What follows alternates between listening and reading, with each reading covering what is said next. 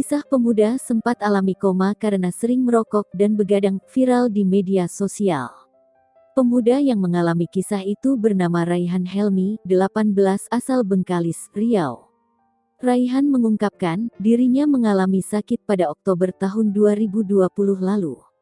Dirinya berujar, sebelumnya memang sering keluar malam dan merokok. Namun, ia tak mengetahui nama penyakit yang diderita akibat sering merokok dan begadang itu.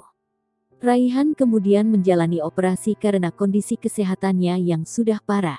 Setelah menjalani operasi, Raihan lalu menjalani masa pemulihan agar kondisinya benar-benar sehat.